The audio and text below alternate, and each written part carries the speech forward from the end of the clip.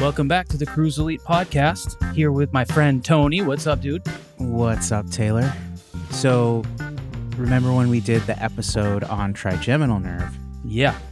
And you were talking about those jaw drills where you move your jaw left to right, and then you also move it front to back, and then eventually you move it in a circular motion in that same horizontal plane.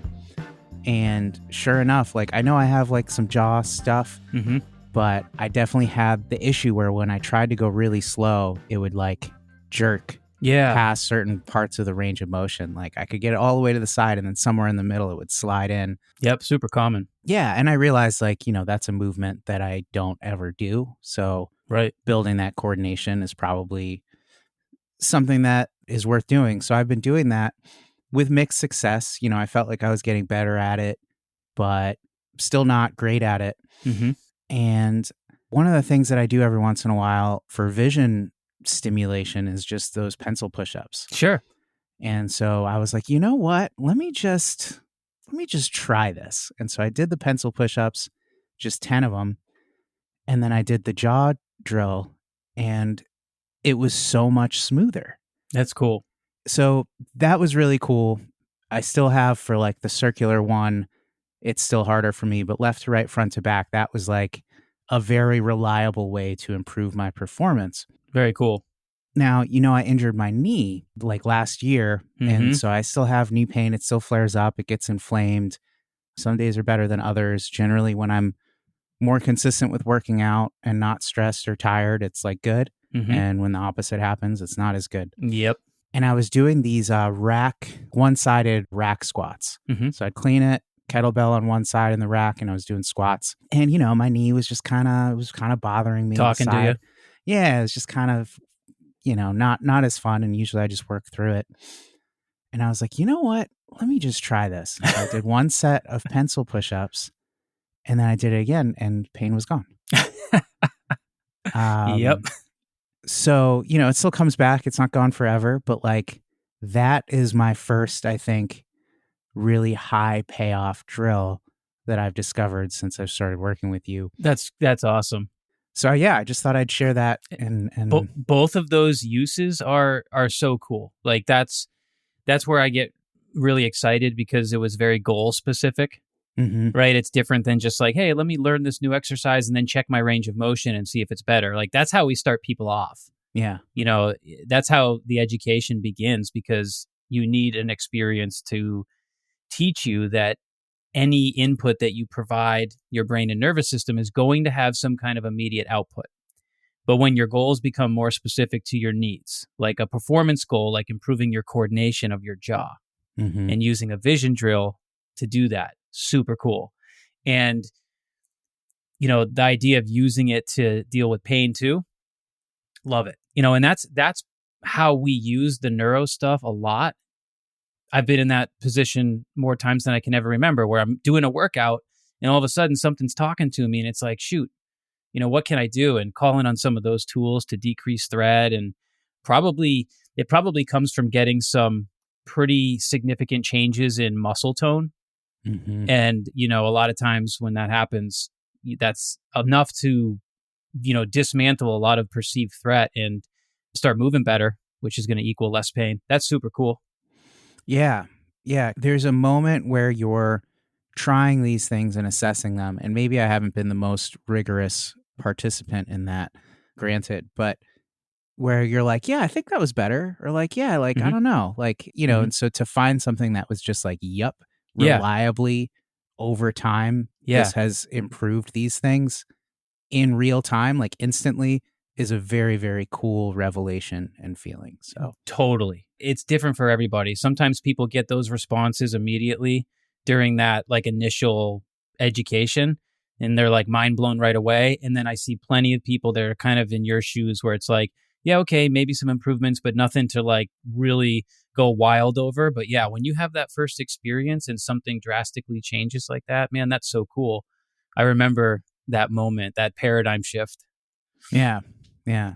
So I wanted to tell you, I think I told you after I had improved jaw mobility, but I didn't tell you when I got the knee pain to just like disappear during squats. So yeah. I was saving that for today for you. I love it. I love it. Thank you for sharing.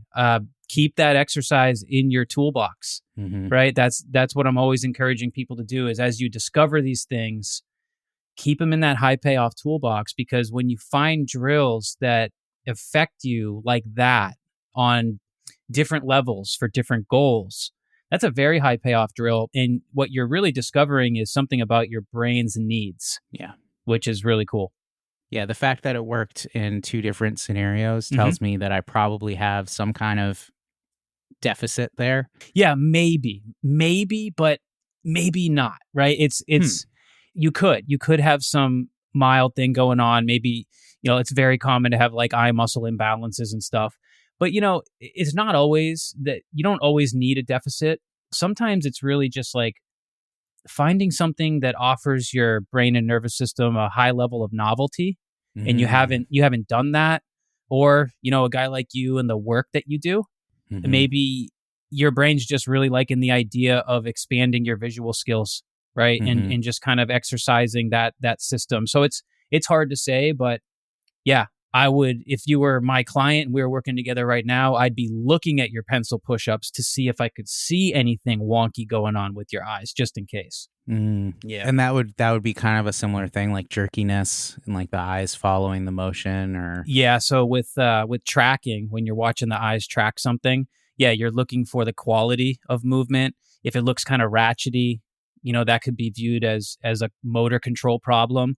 And with something like pencil push-ups, where it's the act of convergence and divergence, particularly on the convergence, you'll see one eye literally leave the target. And it's quite common. And people will track the target in towards their nose. They'll think they're doing it. And then all of a sudden you see one of their eyes just bug out. Interesting. And all of a sudden it's looking basically nowhere. It's like off in the distance.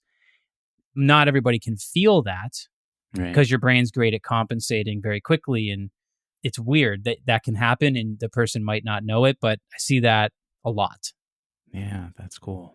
It makes me think like, when you're checking your squat form, a lot of times it's helpful to take a video of your sets and just look at it, review it afterwards. So definitely. Well, that's what we do. Yeah, that's what we encourage our students to do in our courses when we get into the vision and vestibular sections. We'll say, hey, take some videos of what your eyes are actually doing. And we give people an opportunity to send those to us too. And we put them up in our community page so that people can see what it looks like, right? When some of these deficits are present. And yeah, so definitely helps. Nice. Well, I'm a very happy camper because I have something I can do that can really help. So nice. That's awesome. What's up with you? Oh, nothing, man. I'm glad that I'm wearing shorts right now, finally. It wasn't long ago that I think I was still complaining of snow. So we're finally into spring. So now I just have something new to complain about, because all the pollen is starting to show up, and my allergies are talking to me. So yeah, but it's nice that we're getting outside a lot now and starting to enjoy the weather. Yeah. And allergies are probably contributing to your threat bucket. So I imagine probably the largest contributor to my threat bucket, for sure, personally. Yeah, personally. So when they get really revved up, I can feel that a lot of times, and just being like overall a little bit more tight feeling, carry more tension in my body, that kind of thing. Yeah. Yeah, good to know, because then you can kind of keep an eye on it seasonally, right? Yeah, and I do drills to try to offset some of that. And it's helpful. It's not like it solves my allergies, but it helps me manage them quite a bit. I do a lot of neuro drills for that. One of the ones that is particularly helpful is gargling, actually. Yeah. So I sit, every night I sit in front of my red light for 12 to 15 minutes, and I do some neuro drills and stuff. And one of the things that I do is gargling, and that's very helpful. I find that really dismantles a lot of that tension that's like inflammatory based that might come from when my immune system is kind of stressed out from my allergies. Yeah, that's so cool. It is. It's fun. It's fun to have tools. Huh? I wonder if someday in the future where the entire population is hip to applied neurology and everyone's doing it, if like everyone has their own like personalized routine. That it's would like, be these are cool. the things I do before bed for neuro. What do you do? Yeah, It's like, yeah, yeah, I brush my teeth. I do red light therapy. yeah, yeah. I do these drills. I gargle water. Like someone else, it's like, yeah, I'm doing pencil push-ups, and like I Yeah. might do some deep diaphragmatic breathing, and Well, that's how it is around my house, you know? yeah. Nice, man.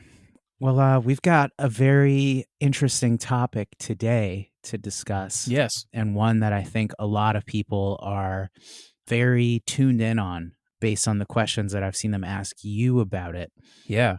So today we're going to talk about hypermobility and just kind of that whole universe of, problems and potential solutions when someone is hypermobile.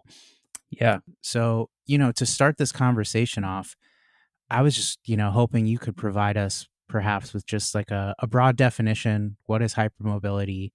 If there's different types in general, maybe we Sure. could talk about that and then go from there. Sure thing. I was impressed by some of the questions that came through too on this, because one of the things that stood out to me right away with just people's questions that came in through Instagram and stuff is how much more awareness there is towards Mhm. hypermobility now than even like, I don't know, 10 or 15 years ago. Mhm. The reason I say that is because it used to be, especially when I was growing up, if you were thought to be someone that had hypermobility, it'd be like, oh, you're double jointed. Mhm. You remember people used to say Yeah. that? Yeah. And it's like, oh, you can bend your thumb back and touch your wrist, and Mhm. you're whatever the thing might be. You always had your classmates growing up that had this, like, somebody had this weird level of flexibility, and It felt like a superpower, though. yeah, It was yeah, like, it oh, was, that's yeah. cool. Like you can do this thing that nobody Yeah. else can do. I had a buddy that could do like totally bizarre things with his rib cage, Mm. and he would like suck in and do this like weird breathing maneuver and like make his ribs like ripple and like go all over the place, and we'd be like, oh, and like it just became like his signature. So It's his back move. yeah, it was his move. And back then it's like, oh yeah, I'm double jointed. And so now it's very obvious to me that there's so much more education out there for people that are hypermobile, and there's a lot to know. And I realized right away from the questions when they came in that people were really thinking deeply on this now. It wasn't just like, hey, I can bend my thumb back and touch my wrist, I guess I'm hypermobile, like, what do you got for me? Mhm. People were asking a lot of questions about, how is the brain and nervous system involved in this, and Yeah. what brain structures and what about the nervous system do you consider and think about when you're working with somebody that's hypermobile, which I thought was super cool and obviously gets me excited. So, basic definition of someone who's hypermobility, I want to start out by saying it's going to vary a lot. Mhm. Meaning, I've worked with clients who told me they're hypermobile, but they were kind of self-diagnosing, and it's just because they thought that they were overly flexible compared to somebody else.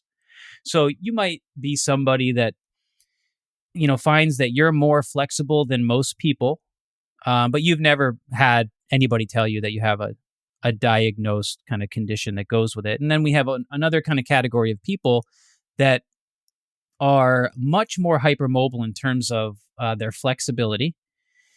And I should say hypermobile, meaning people will basically tell you, or you'll see in their movement, that they have access to much larger ranges of motion with their movement than somebody, might, on average. And there's a lot of diagnosable conditions that come into play here too, because there's a large population of people who are hypermobile, but also have some kind of autonomic issues going on. And there's a very long list of different autonomic type challenges that people might have that are actually associated with being hypermobile. And, so I'm sort of coming at it from a place in this episode of not necessarily trying to talk about one specific diagnosis, because Right. it's not my job. I'm sort of looking at each hypermobile client that I might have through this lens, where I'm now thinking about the brain, the nervous system, and what kind of tool set we might have to be able to help these people move better and feel better in their body. So that's kind of what I want to start off by letting people know, is that what I noticed through the questions that came in is that people are very interested in learning more about how to feel better in their body, and what types of movement and things can they do that are fitness related that are safe for them. Because there's a lot of problems that people run into when they're really hypermobile. And you'll hear from folks that a lot of different things within the fitness arena kind of backfire for them, whether it leads to, pain issues or more anxiety, whatever the case. So I'm going to encourage people to kind of leave out their potential diagnosis that they have related to hypermobility as they're listening to this episode, and just kind of tune into what we're talking about in terms of what we can do to potentially help with hypermobility. And there's a lot of cool things to talk about, because people, even the folks who are having different challenges with their autonomic function, there's some wonderful tools that we can talk about that could potentially help hypermobile people with those things too. So I think our conversation will cover a lot of the movement things, the basic movement things we can do to help hypermobile people, but we'll also get into some of the neuro-based things that I think most hypermobile people have never even really had exposure to yet, which is makes it very exciting to introduce people to this. Yeah. No, that's great. So with hypermobility in general, and like you said, there's a lot of differences and specifics, but in general, my understanding is, that you are able to move in a range of motion that maybe exceeds what is safe for your body, where normally people would stop. Right. Hypermobile people don't feel pain or in that moment and can just continue. Yeah, so exactly. And so it's, if you really were to kind of zoom in on, why, a lot of it would come back to connective tissue, right? And so a lot of the things that people are getting diagnosed with are different, like connective tissue type issues. And so when you don't have enough, let's call it stiffness in your body, then that's going to cause you to move outside of what we might call like an optimal safe range of motion. And so when it comes to being hypermobile, I want people to start to think about that as having a tone issue.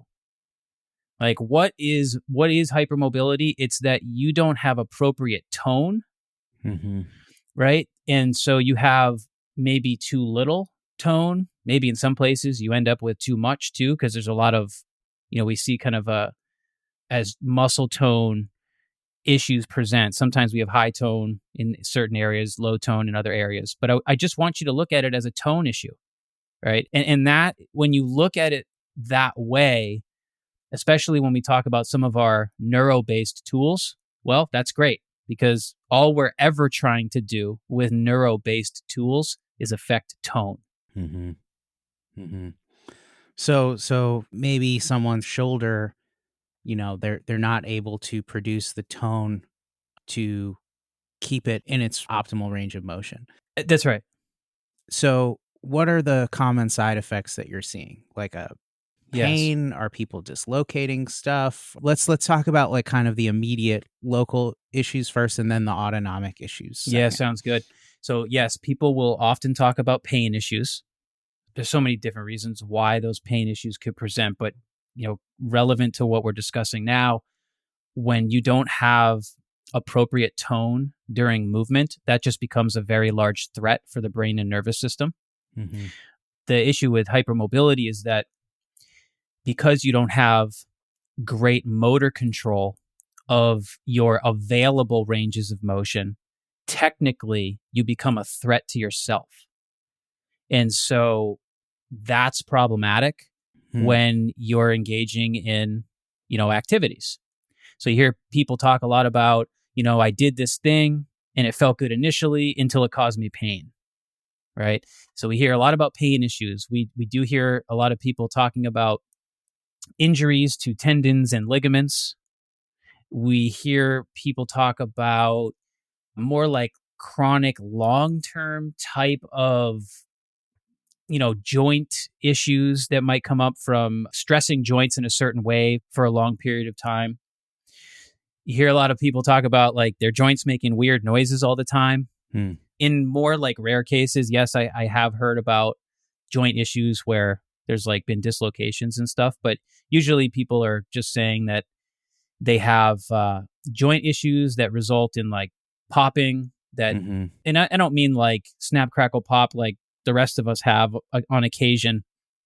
I mean like they're at the gym and they're exercising, they get kind of a mild pop, it doesn't feel right, and then all of a sudden, on the inside of their knee, they're starting to bruise. They're getting an immediate inflammatory response. It's not like they dislocated their knee, but they had a pretty significant, threat response to the way that they were loading their body. That stuff's very, very common to hear about. Mm-hmm. Mm-hmm. And then you mentioned autonomic issues, which I wasn't clued in on. So I'm curious how that might manifest some common issues. So the common ones you hear about are, blood pressure issues, and often it could go both ways, but a lot of times, at least in my experience, hypermobile people are usually talking about low blood pressure and like issues with getting dizzy when they change levels a lot, and racing heart rate. It could go the other way too. Sometimes it's kind of an abnormally slow heart rate, but in my experience, again, it's been more about a racing heart rate, right? So these are just different autonomic kind of dysregulatory type findings. And so, yeah, it's very relevant to the conversation because these people talk a lot about, these folks will often explain like, I get anxious very easily. They kind of will describe that they feel wired a little bit more anxiously, if you know what I mean. And so they struggle with that. And, that could be related to the fact that their heart rate is always kind of feeling like it's racing, or sometimes they have over awareness of their heartbeat, and it's just like pump, pump, pump, and that's kind of distracting them. And so those are the types of things that I'm used to hearing about from clients when we talk about history. And are people generally aware that those are related phenomenon, or are they sort of like, oh, I'm hypermobile, and then later it comes up like, oh yeah, I can also hear my heartbeat more than normal, or I also like, do they feel that connection themselves usually? Yeah, so that's actually what I'm impressed with now, is that more so now than ever before, it does seem like people are pretty educated on the correlations there. I certainly meet people that are probably hypermobile and they haven't had any kind of, they haven't been diagnosed with anything, and they might tell you about that stuff. But more often than not, when someone's really struggling with hypermobility, they do know that their autonomics are at play and seem to be related. Yeah, which is interesting. So based on what you're saying, especially with the autonomic stuff, but with threat in general, I'm thinking parasympathetic drills that like we talked about with the vagus nerve. And then I'm also thinking about those brainstem areas that affect muscle tone. Nice, yeah. I'm curious, like, what are your sort of, and again, it's always specific to the individual, but what are some of the first things that you like to try with people that are hypermobile and present with some of these issues? Yeah, sure. So let's see. So on the neuro end of things, like where does my mind go first in terms of like structures? There's probably three different areas right away. So the first one is the cerebellum. And the cerebellum is a structure that we talk about a lot in our courses. It's an area of the brain that is involved in helping us to coordinate movement. So it's basically involved in motor control. And it's also a structure that's going to help a lot with muscle tone, particularly extensor muscle tone. Okay, so that's one structure that's kind of in my mind.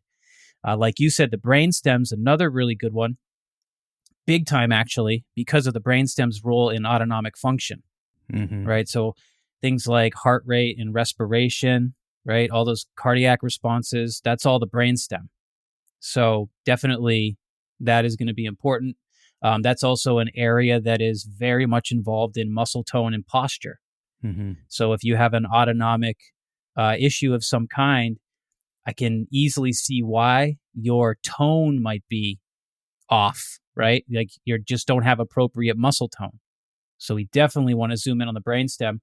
And then as far as the cortex goes, the insular cortex is something that really comes up in my mind. And for our listeners, if you heard me talk about the vagus nerve during our vagus nerve podcast, I talked a bit about the insular cortex and interoception. This is a really big topic for this hypermobile population of people. The reason being is that a lot of these folks will describe they'll describe being out of touch with their body, right? A lot of times people will describe like, I don't feel like my body is my own, right? Or they'll have some kind of body awareness issue. And when you hear stuff like that, you want to think about the insula. In fact, hypermobile people often have sensory issues. And so we can kind of talk about that because there are some tools that we can use there. But yeah, the insula and even the vagus nerve come into play here for sure. So cerebellum, brainstem, and the insular cortex are kind of the structures that are in my mind right away. Mm-hmm. And then, of course, there's different tools that we can possibly use and assessments that we might use to start some more targeted work on those areas. Mm-hmm. I guess it would be useful maybe if there was a kind of specific hypothetical case, perhaps, that we could walk through, or like if you have any experiences with a specific client that we could address. Yeah. Sounds good. So first thing, just kind of have a couple old clients I've had in the past that are kind of in my mind, not necessarily particularly a single client story, but the first thing that I want to do with somebody who is hypermobile is I want to think about ways that we can get them moving that are going to help them learn how to coordinate the ranges of motion that they have available to them, right? Because remember the thing I said earlier, like you're technically a threat to yourself if you have such large ranges of motion that you don't have control over. Right? That's very threatening for the brain because any range of motion that you can access with momentum, but you don't have motor control with, is dangerous according to your brain.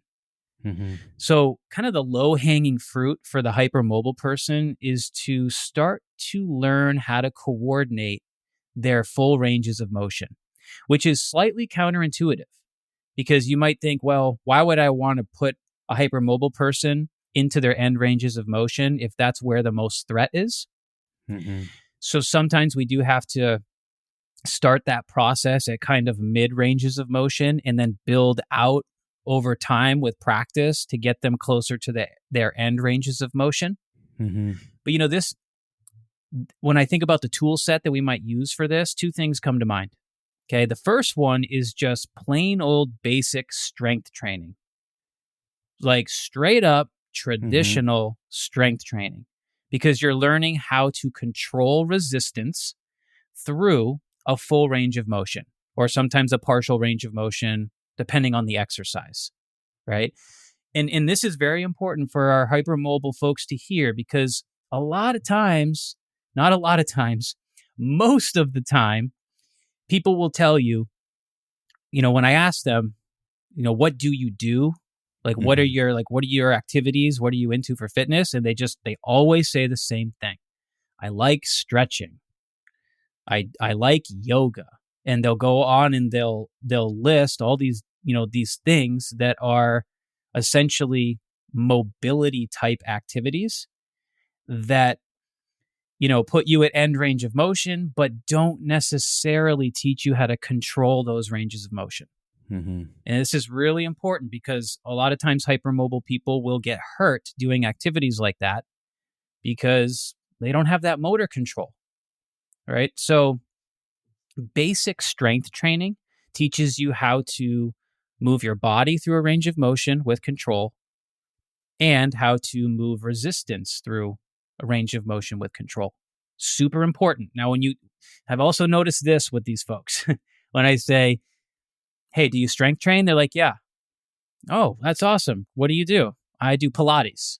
That's not what I'm talking about, right? So I'm not talking about those things like Pilates. I'm not talking about corrective exercise, right? I'm not talking about just doing some glute bridges, right? We're not calling that strength training. What we mean by strength training is like more traditional, like you're moving weights through a range of motion and you're really challenging yourself to do it in different positions at different angles, right? There's a big difference, right? There's a big difference. And that's super important for people to hear because strength training, learning how to approach that safely, that is gold for somebody who is hypermobile. So what would be the main differences between like moving an external weight versus like a yoga practice or Pilates where, you are loading different parts of your body, you are tensing a lot of muscles, but you're using generally your body weight? Yeah. And so what I'm saying is that may be okay for some, but you got to get to a point where you're going under higher levels of load so that you can really increase your strength, your proprioception, and really start to understand where your body is in space. And those other activities are limited in the way that they do that. It's like the positions are very specific to the method. And I'm thinking more like, a very large variety of positions and movements under load. And learning how to move your body, in more athletic ways too, under load, right? Because learning to coordinate movement is super important for these folks. I feel like a lot of activities like yoga and Pilates actually are regressions. Some people are going to get upset when I say this, but it is what it is. I'm looking at things through an athletic lens right now. This doesn't mean I don't think these activities provide value for people, but when you look at it, it's a regression of human movement, right? There's not really a lot of movement involved. And so hypermobile people over time have to learn how to move their body more athletically in the way that humans are supposed to be able to move. And that does take practice. And it takes learning a little bit about mechanics and how to find the mechanical advantage to, move weight, right? And so that's like learning what we call how to improve your bone rhythm, which is a fancy way of saying coordination, right? When you're doing lunges, different variety of lunges and squat patterns and hinging patterns and rotating, right? And locomotion type stuff, right? Where you're actually traveling, right? Forwards and backwards and being very dynamic with your movement. This is just really important because we get so boxed in with these other things. If we're trying to address hypermobility with these other methods, they're too boxed in. There's not enough variety for people, right? So that's kind of how I think about, the type of strength training that people need. Now, there's one thing to add to that, because when I first work with a client who's hypermobile, one of the things that I actually like to do first, and this might even be before I get them into more traditional strength training, is I like to still use our joint mobility practice, but the approach is slightly different because I want it to be band loaded. So all the same joint mobilizations that I'm always talking about, all the stuff that people, experience in our courses and in our membership and the stuff I'm putting out on YouTube and Instagram in terms of joint mobility. But the difference is having a band attached to you is going to offer someone who's hypermobile a few things. Number one, resistance. So hypermobile people generally have proprioceptive deficits, right? Issues. Like they have a struggle with that. And the band offers immediate feedback that they can feel. Because the problem is when you start taking somebody who's hypermobile into a mobility system, guess what they do? They do what they're already great at. They move right to their end range of motion, right? And then they start using discomfort to map the movement. So if you try to teach stretching or something to a hypermobile person, they're probably eventually going to be like, hey, this hurts, because they keep trying to go further and further and further. And then instead of using proprioception as the protective mechanism that it also is supposed to be, they start using discomfort to map their end ranges of motion. Mm-hmm. And it can get these people into a very problematic situation, because now instead of having a proprioceptive map, you have a pain map that's marking your full ranges of motion, if you know what I mean. Yeah, I could see multiple issues coming from that, right? Like, yes. One is just the pain response is going to be a threat response too, right? Yeah. But the other one is that now you're getting hyper tuned to pain. Right. And so you're getting used to feeling that pain, and that's where that interoception can go wrong for you, right? Yes, 100%. 100%. And it's tricky, because guess what? When people have a difficulty with interoception, right, which is just understanding their internal body sensations. Mm-hmm. When they have those issues, sometimes it goes both ways. Sometimes we see these hypermobile folks be a little bit excessively in tune to their body sensations, or it can go the opposite way and they lack that awareness. And it's kind of extreme, right, on both ends of the scale. So what's important here when you start to approach a mobility system, the reason why I like to add bands to our joint mobilizations is because the band provides immediate proprioceptive feedback. Mm-hmm. They feel the band resistance, and that starts to provide them more map clarity for their movements, and it gives them a target, right? Because they're kind of lost in space without a target. Mm-hmm. They're just kind of moving all around, and they don't necessarily have the motor control yet. So the band offers them that, and it gives them a chance to develop that motor control and to develop strength within the range of motion. And so it may start out with our joint mobility work, like at mid ranges of motion, where we're not necessarily trying to get them to their end ranges, but then little by little, you build that out for them to a point where eventually they're getting to some larger ranges of motion and expressing good control of the range of motion as they move. This is incredibly valuable for increasing their map clarity, which is essentially improving their proprioception. Yeah. And with bands specifically, the resistance increases. Yeah. The further you go. So it's self-limiting in that way. Here's a question. How do you set a target end range of motion? Because if someone can fly past that with ease, right, how do you know where it should end versus where it is ending up? So I use a heavier band, and I don't let them go any further, because the band resistance won't let them. Right, but any further than what? So yeah, it's going to I guess it's just based on the person in front of you. You have to kind of evaluate the quality of what they're doing. You start to see somebody losing the quality, right, and kind of pushing towards those end ranges of motion where now they can't express the coordination. You have to pay attention to that. So this is for our movement professionals working with hypermobile people, always evaluating the quality of their coordination. You'll start to see a breakdown in technique and midline stability quite quickly if you're allowing them to go a bit too far. So I think kind of being a little bit more cautious at first. I will often use heavier bands to keep them out of those ranges of motion. And they usually all say the same thing. When I put the bands on them, they say, oh, this feels really nice, because what you just offered them was a level of stability that they didn't own. So the bands are a really unique tool because they actually offer support to the joint.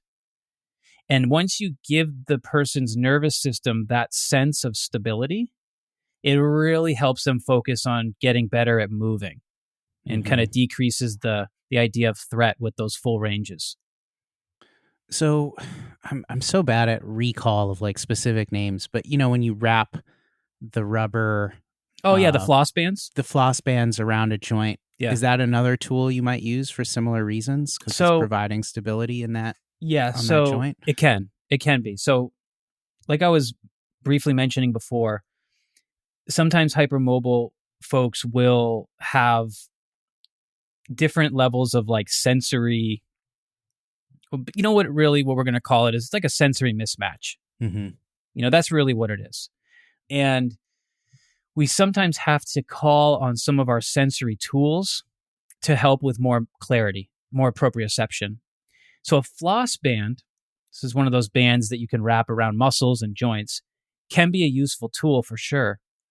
The application of it is different than if you were putting a floss band, let's say, on somebody's knee because you were trying to help them with a pain issue. Mm-hmm. You can use a floss band as a general sensory tool by wrapping it in a spiral up somebody's leg, covering the whole leg, not overlapping the floss band, but literally spiraling it, and there'll be space between each wrap that you lay down. Interesting. Yeah. And it doesn't have to be super tight, right? It just has to be something that can feel. And when you do that, you're increasing sensory feedback. And a lot of times they go, hey, that feels really nice. I kind of know where my leg lives right now and I can move it better. And so that's an example of how you might use a floss band as a sensory tool. But here's the one I wanted to mention as well that can be really helpful for these folks. The tool that I actually talked about in the Vagus Nerve podcast called the insular belt. Basically what an insular belt is a neoprene wrap that goes around your abdomen, or really it can go around your midline. So it could be your abdomen. It could be up around your rib cage.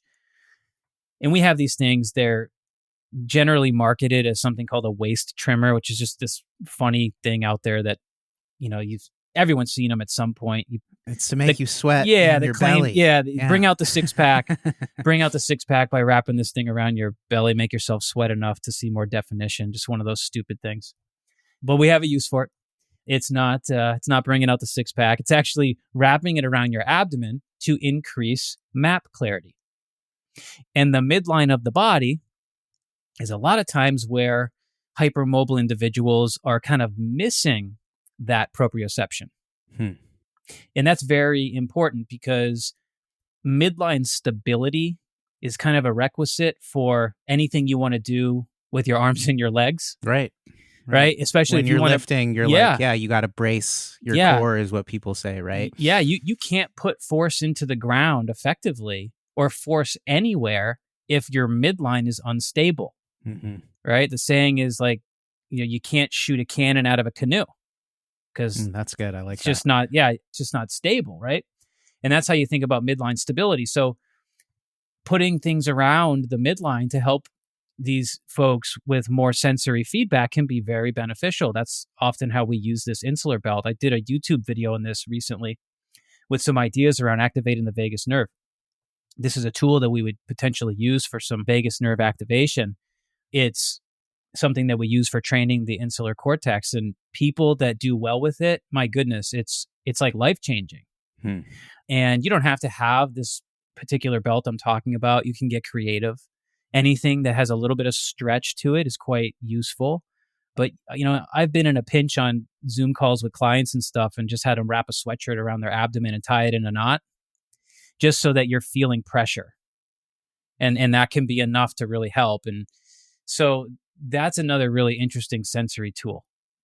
So for those of us that have, aspired at powerlifting at some point and have a lifting belt, is that too stiff to be used in this application? It's probably too stiff, especially for the things that I then want to do athletically and with movement. But I will tell you that a lot of times, especially people who are into bodybuilding and powerlifting, they're seeking out those insular type stimulus, the vagus nerve type stimulus, the insular stuff, and lifting weight is actually a great way to get it.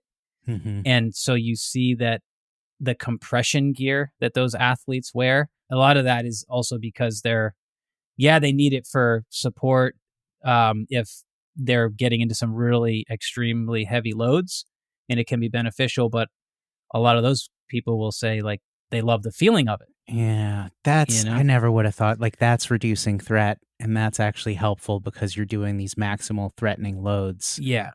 Yeah. Yeah, That's interesting. I mean, you ever think about this? Like, people will put compression gear on and they'll immediately feel stronger, Mm-hmm. right? And then you think about that and you're like, I mean, the average compression gear is just like some tightly woven nylon. Mm-hmm. There's no way that is actually supportive.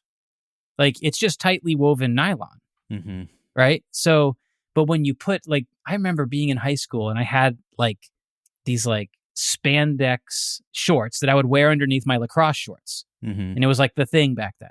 Like, if you were like a lax bro, you know, you'd have these spandex shorts underneath your regular mesh shorts, you know? And I used to put these on and I would swear that I felt stronger. Mm-hmm. And so when I would go to the gym and lift weights, I would always want these things on. And all that was doing was giving me map clarity for my lower body. Right. You were feeling that. Yeah, there was no joint support coming from some cloth on my skin, but my brain perceived it that way. Yeah. Right. And so when we have these different sensory things that people are attracted to, they're usually attracted to it for a very specific reason. And people that have these proprioceptive type struggles, they'll often tell you like, yeah, I like to wear that stuff. Like, they go out of their way to wear compression clothing or to wear their clothes a certain way, Mm-hmm. right? To give them that feedback. I actually had a woman DM me not long ago after the Vagus Nerve podcast episode when we were talking about the insular belt. And she shared a story with me, and that episode really helped her understand what was going on. But she was talking about rehabbing some different injuries. I think it was some back pain and some pelvic pain. And she noticed on her own that every time she went out for a walk and she did some exercise, that she preferred to have something tightly tied around her waist.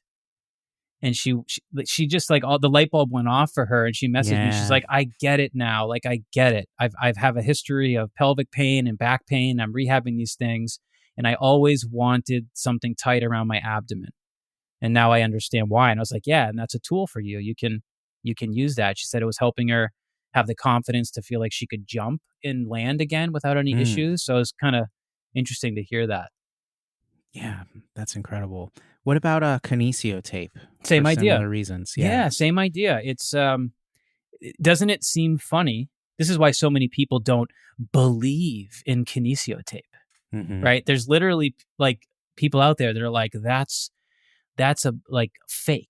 Like Mm-hmm. like people put that on their skin to look cool, right? Mm-hmm. But the reality is, when you put kinesio tape on your skin, it's a very strong upregulation in sensory input. And that's why you can put a piece of kinesio tape, like literally one piece of kinesio tape on, you know, your knee or something. And all of a sudden you go for a run and you're like, how could this be? Like, my pain's gone and I feel more stable. Mm-hmm. And that's what it is to increase map clarity in an area where you might have some map blurring. Mm-hmm. That's why these sensory tools can be so powerful when they're used with the right application. So, for our hypermobile population of people that feel out of tune with their body awareness and their proprioception, I give you permission to wear those compression socks, compression clothing, the insular belt that I described, you know, wrapping a voodoo floss band or something on your legs, or using our resistance bands to provide that kind of sensory feedback during joint mobility drills or strength training drills. It's all very, very valuable. Now, let me add this piece though.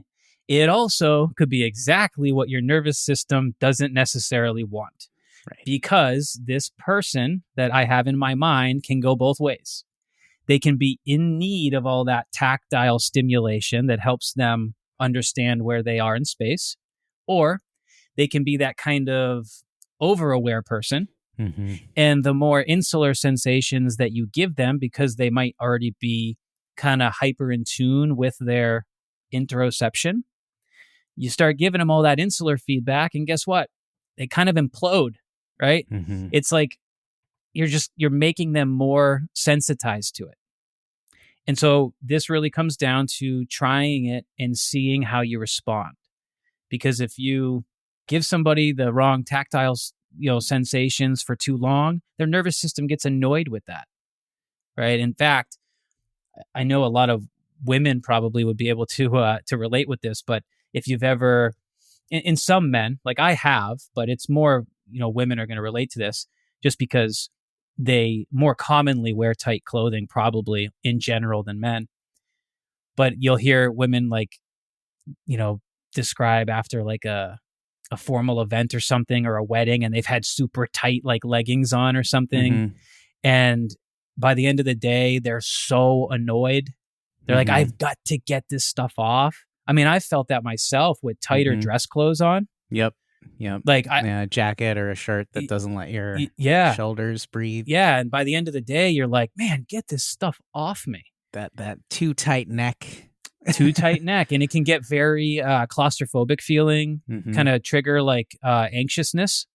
Yeah. That's essentially just a specific tactile sensation kind of passing threshold and then becoming very annoying to your nervous system. So you have to just be, mindful of that, because with people that are in need of these tactile sensations, like, well, number one, you can kind of give them the wrong sensation. And number two, it might not be actually what they necessarily need at first, because it might hypersensitize them and increase their feelings of anxiety and tension in their body. Mm-hmm. So what would you do to reduce that hypersensitivity? Okay, so I guess one thing I should have mentioned too, talking about like the strength training and the joint mobility with the bands, that tool set is really useful for the cerebellum. So I mentioned the cerebellum being an area we want to train that's going to potentially affect muscle tone. It also is, going to affect motor control. So that's kind of the tool set that I would put in that category. Mm-hmm. Now, if somebody's too sensitive, right? Like they're, what you hear a lot from some hypermobile individuals, that breathing exercises make them anxious, particularly like exhalation-based breathing exercises, right? Which is tough because, they're searching for things to help them with the amount of tension that they feel in their body, right? Because they always feel tight, which is interesting because they're not like, they're not showing restriction of movement. They're showing, they're not actually stiffening. So yeah. Right. So there's kind of a protective response that, happens, and tension in the body is like a protective response. And so they might be very flexible, but still be in pain and still have tension in their body, which is important for people to realize. Flexibility does not equal less pain. Like that is a myth. Like, it's logical to think that if I become more flexible, I'll have less pain. It's logical to think that way, but it's not always how it goes, because pain is completely separate from mobility. Generally speaking, if we increase mobility, if we do it in a way that is more about motor control and having ownership of your movement, I think it's safe to say most people are going to feel less pain if they develop healthy mobility like that.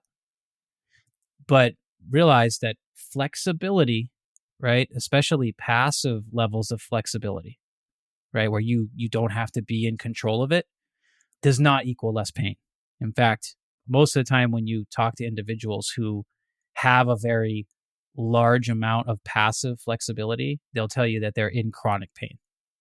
Yeah, I think one of the things that I've seen people say is like, even sleeping at night, they wake up in pain because their body naturally falls into these unnatural positions when they're sleeping. Interesting. Yeah, I could see that, because it's like a big static stretch. Yeah. Back to your question about like the hypersensitivity that people might come up against, and what do you do for that? So one of the valuable training tools that's important for anybody that feels kind of over aware of their body sensations is to get people moving with more external goals or external stimulus, meaning anything that takes your attention externally instead of driving it internally. So, an example of that with basic strength training would be using a metronome to time your movements, where now you're getting auditory feedback to help you coordinate what you're doing. That simple adjustment where you're now using an exteroceptive type of sense, like your hearing, can help you keep more attention outward while you do the movement versus driving it inward to try to feel every single thing that you're doing. That can be super helpful for somebody that has that kind of hyper awareness to their body, because sometimes it's driving your attention too deep internally that eventually results in so much increased tension that then maybe your risk goes up and eventually you feel pain while moving. And you can do the same thing with visual feedback too. So you can have a visual metronome. You know, I have a metronome app that flashes a light, and I can decide whether or not I want that on an auditory setting or just a visual setting, or I can combine them. All right. So I see a light flash, I descend into a movement, I see a light flash, I come back up. You know, however you want to set it up, these are really useful for people to keep their attention out.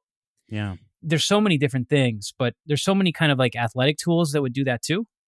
For our movement professionals that are working with hypermobile clients, like get them moving where there's some level of hand-eye coordination involved. Right. And they have to react to what's happening, whether it's like a tennis ball or whatever you have. Get people moving where they have to move relative to what the information they're getting from their visual system. And that's a great way to do it, because everything else we do in kind of a gym context is very boxed in and all about building tension and trying to feel it. And sometimes that's not the right approach for this kind of person. Yeah, some people need it and some people don't. It's true. You know, and some people will do well, like when you get them to start focusing on generating high levels of internal tension, that person, in my experience, is usually the type of individual that has a lack of interoception. So they're not as in tune with their body. And so they haven't really built a map for what it feels like to generate tension and contract their muscles. So that person might do better with cueing that's based around feeling what they're doing. Yeah. It kind of depends on, you know, what side of this kind of spectrum are you on? Yeah. So I definitely want to get to kind of what you mentioned earlier in the conversation about, you know, tension quality and different brain areas. You mentioned the cerebellum and the brainstem, I think, as kind of two potential targets.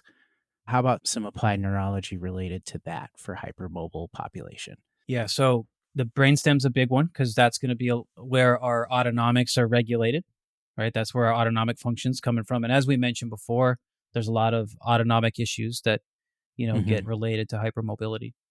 But the brainstem's also where a lot of our muscle tone is created.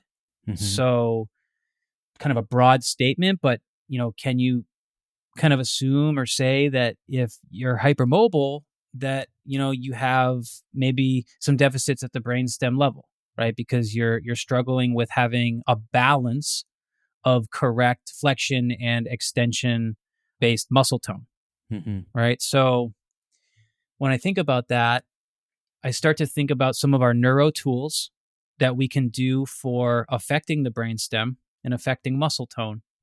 And those same tools will also affect autonomic function. So here are the two big delivery systems for that. There's a lot of ways to do it, but our vision and vestibular exercises are really key ways to affect the brainstem and to affect muscle tone. And I think I would put the spotlight on the vestibular system for this one. And there's a lot of different reasons why. Your vestibular system is actually also going to be largely related to interoception as well. There's some pretty interesting connections there. So is your visual system, but the vestibular system's an interesting one because you often see people struggling with stability and balance when they're really hypermobile. And so we can call on vestibular training to help with that. And it is very much involved in global muscle tone too. So I always have my hypermobile clients doing vestibular work, and it's been super useful. I mean, useful from anything like improving posture and improving muscle tone to helping them with their issues with a racing heartbeat. Interesting. Right? Because the way to, it's a delivery system for potentially balancing out autonomic function. There's so many other tools we can kind of bring into that. Using a really interesting one is using cranial nerves. So there's different things you can do that activate cranial nerves, which is important in this part of the discussion, because if you want to affect the brainstem, one of the ways you can do that very directly is activate a cranial nerve, because the cranial nerves originate in the brainstem. So we're doing that with vision and vestibular work because we have cranial nerves that supply our eye muscles, and we have a cranial nerve that's largely involved in vestibular function. And there's lots of other cranial nerves. Like we talked about some cranial nerves on the Vagus Nerve podcast, right? We talked about the vagus nerve. There's some other cranial nerves near the vagus nerve that we can activate with humming and gargling. And I was on a live call yesterday with our dojo members, and we were doing some facial nerve activations where we were doing eyebrow isometrics and face isometrics, where you take your index fingers and you put them above your eyebrows, and then you lift your eyebrows real high against the resistance of your index fingers. And then we do the same thing with the face with this big grin, and you're using your face muscles, right? And that is a way to activate cranial nerve 7, the facial nerve. Yeah. We're getting some wild results on this call too. Wow. Just with improving range of motion and stuff. And there's a lot of different things to consider for activating cranial nerves. We talked about them in the trigeminal nerve podcast, all the different ways. All the different ways you can activate trigeminal nerve through its sensory and motor components. And they're pretty easy things, like biting something to activate your jaw muscles, or doing some sort of sensory stimulus on the face. Easy stuff as far as the activation, and amazing tools for our health and movement pros. Amazing tools, because you can stack together cranial nerve activations and add it to exercise, right, and see some dramatic changes in muscle tone and pain. Because one of the reasons you see changes in pain with that is just probably because you're balancing out muscle tone, but also because the brainstem is involved in the inhibition of pain. So you start using brainstem targeted drills, and you can affect these posture issues and tone issues really, really well as the autonomic kind of dysregulatory stuff that people complain about. It's neat. Yeah, so there's a lot of angles to build on. Yep. But you want to use sort of those strength and coordination movements kind of as your base, and then you're using this other stuff to stack on top of it to see, hey, if I simulate these cranial nerves, am I getting a response? Yeah, well said. That's response, or a vagus nerve, and I'm getting a response. Is that kind of the totally? Yeah, that strength training and band loaded joint mobility, that's your baseline. Those are just low hanging fruit tools that if you're hypermobile, you should be engaging in some kind of strength practice against resistance and learning how to control your ranges of motion. For sure, that's baseline. And then the neuro tools, sprinkling them on top for various reasons, it gets relatively specific, but you can test your response to these things, right? So that's the main thing. And so I'll often be stacking some kind of brainstem activation with a band-loaded motor control drill, right? And so when you learn about the neuro tools and different structures and pathways, you start to get more ideas on how to be creative to kind of put these things together and help with the different, tone issues that you might see with a person. Yeah. Circling back to muscle tone, I kept calling it like tension quality. I'm so bad at like actual, like the proper vocabulary. Oh, that's all right. Paraphrasing helps me understand. But have you ever seen a deficit just in like the flexor side of things versus the extensor side of things, or vice versa? Like, Totally. and so is that a potential clue? Like, if you see an asymmetry in that Totally. muscle Yeah. quality, could you target a specific area of the brain and just affect one or the other? Yes. We're often doing that no matter what. And, when you start to kind of learn a little bit more about evaluating posture or gait, actually do that a lot with gait, you can, theorize. And you can do this with palpation too. Like if you're a manual therapist, you're probably pretty good at feeling people's muscles and their connective Mm-hmm. tissue and getting a sense for, what does this feel like? Would this be something I would consider higher tone, lower tone? Mm-hmm. There's a lot of different ways to approach that for the health and movement professionals. Yeah, and if you think you see something specific, or you have a movement goal in mind that's maybe flexion based or extension based, you can target your neuro drills to potentially affect one or the other. Yeah, because I'm wondering if the hypermobile crowd in particular, if they're looser on the extensor side generally. Yeah, that's interesting. You know, kind of scanning back through some experiences, and I might entertain that. It does seem like, and this is just a purely experiential. Mm-hmm. I think in my years doing this with hypermobile people, this kind of work, I think I probably would agree, because I think the increased feelings of anxiety that they often will describe, that will correlate a lot with an increase in flexion and adduction. Hmm. When your sympathetics are elevated, which a lot of times that's what the autonomic type struggle is for somebody who's hypermobile.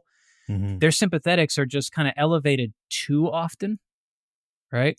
Not that it's bad to have sympathetics that go up. We need that to happen, but we don't want to live there, Yeah. right? That's kind of like the fight or flight conversation that people like to have. And when your sympathetics are chronically elevated, you generally see more increases in flexion based muscle tone. And that's because the top of the brainstem there, the midbrain, is kind of the beginning of your sympathetic nervous system. Mm-hmm. And it is largely responsible for helping us to flex and adduct, like our primitive wiring for startle reflex, where when we startle and we shield ourselves from danger, it's a combination of flexions and adductions. You're protecting all the stuff that's important, right? Your limbs come in, you protect your throat, right? You protect, everything responsible for breathing. You protect your internal organs. Our limbs flex and adduct, right? And so sometimes people who are kind of under the dominance of that sympathetic or fight or flight responses of the nervous system, they may struggle more with flexion and feel a lot tighter with their flexors. Mm-hmm. Yeah, so that kind of builds a case for why the cerebellar training and the vestibular training that I talked about might be so useful for these people, is because those things are really good at helping to facilitate more extensor tone, which is, those anti-gravity muscles, if you will, all the muscles that help us stay upright. Yeah, it's interesting how all of these paths are kind of two-way streets, right? Because there's Yeah. definitely like a body language philosophy where, Mm-hmm. people are like, if you want to feel less anxiety and feel more calm and confident, like, stand up straight, like put your shoulders back, like, Right. leading by just doing the motion, and maybe that's activating the brain area just by holding your posture in a different way, right? Mm-hmm. Mm-hmm. So it's just interesting to see kind of like that you can start with the brain, or that you could potentially start with the body and go the other way, right? Yes, it's always a two-way street. That's Yeah. like the part of neuro that I think I like the most. It's you just get to choose your goal and then think about the same neuroanatomy, Mm-hmm. and it's that's what makes it fun and creative. Yeah. Well, do you have any more topics you wanted to cover in this episode? I think to kind of finish things off, it would probably just be useful to hear about what activities or what things might kind of present a little bit more threat or danger for hypermobile people. I know we talked about like the fact that they're generally attracted to different types of stretching. Mm-hmm. I guess then maybe I'm reiterating a little bit, but this is quite important for hypermobile folks to hear because they will be so attracted to all the different kind of mobility techniques out there. You really need to balance things out, right? And in some cases, you do have to walk away from some of these things. If you're repetitively getting injured from something that is pushing you towards end range of motion and not teaching you good quality motor control, it gets really tough for somebody who's hypermobile because they get seduced by this feeling that they're trying to achieve by stretching their muscles. And the general population really only knows how to achieve that feeling through, one type of activity, which is some form of stretching. Mm-hmm. So you have to be careful because you get seduced into this because you're looking for a specific stimulus to help you feel better. And you don't really know that if you keep pushing the limits of that, right? If you keep becoming better at getting flexible, eventually it can work against you. Mm-hmm. So keep that in mind. And there's also things out there that, you got to be, some people anyways, have to be careful of like chiropractic work sometimes if you're hypermobile, because think about like a chiropractic adjustment. If we're talking just kind of like traditional kind of adjustment model, it's a high speed joint mobilization. Mm-hmm. So we're taking a joint to its end range of motion, and then through a high speed, they're mobilizing it. Okay. For some people, and not only that, it's passive for the receiver. Right? That's right. Yeah, exactly. So for some people, that will be perceived as very threatening to the nervous system. Interesting. If you're hypermobile, because you're now taking them to end range and you're doing the most threatening kind of movement, which is high speed. Right. And guess where all injuries happen? End range of motion, high speed. Mm-hmm. Right. So sometimes, you'll hear from people that chiropractic helps me feel better initially, and then it starts to give me problems. Not everybody. Mm-hmm. Not everybody, certainly, but just be mindful of that. It's because, again, if you're hypermobile, it could be easy for you to get sucked into some of these mobilization techniques, when in reality, you don't need passive. You need active. Right? Your brain needs to learn how to control its ranges of motion. And there's even a thing called the active passive gap, where, and sometimes I'll do this just as a general assessment, but you can test a person's whatever joint you want. You can test their active range of motion, the full range of motion that they have access to by literally moving their own body. And then you can compare that to what we would call the passive range of motion, where either somebody or something external is helping them leverage their body against it to bring their joint to its end range of motion. And so generally what you see, and this is, what you'll see across the board for most people, there will be some difference between the range of motion you have actively versus the range of motion you have passively. Mm-hmm. And a normal difference there might be, it's pretty common to see like a difference in 6 inches to, let's say, a foot, if we're testing like shoulder mobility or something. And most people, almost everybody's going to have more passive flexibility than they are active. Mm-hmm. What we want is the smallest gap possible between those two things. And that's what we're working for with a good mobility practice. Mm-hmm. Like, I don't care about splits. Okay, when I'm trying to help people get healthier and learn how to move, I don't care about those extreme levels of flexibility. I care about shrinking what is the active and passive gap so that we're not giving somebody who's already hypermobile a larger range of motion that they can now accidentally move into with momentum, because that's when threat goes up, and that's when we have a higher risk of getting injured. So if we can help this population of people shrink the active-passive gap so that they have the most motor control, throughout the range of motion that they own, and that gap is not very big between those two forms of mobility, we're decreasing their level of risk. Mm-hmm. And so that in the end is really what I'm thinking about when trying to help somebody long-term who's hypermobile, is shrinking that gap. I do wonder if we're going to get follow-up questions to this episode. So maybe this is a topic to revisit sometime in the future. It would be cool to revisit it. Yeah. Cause there's so many little things we could say. And obviously I want to talk more about the neuro, and there's so much there. There's so much there, but yeah, this is at least a good start. Yeah, absolutely. All right, there it is. A little bit about hypermobility, and I hope it was helpful for you. Be thinking about all the things that we talked about, that low-hanging fruit of strength training and band-loaded joint mobilizations. That's kind of where the whole journey begins for you. And if you're looking for exercise ideas, you can easily find a lot of that stuff within the free content that we offer over on Instagram, but also on our YouTube channel. And that's probably going to be the best place for you to find some of that stuff. We have a lot of mobility videos on our YouTube channel. A lot of them are just kind of demonstrations, but they'll kind of give you a visual of what I mean.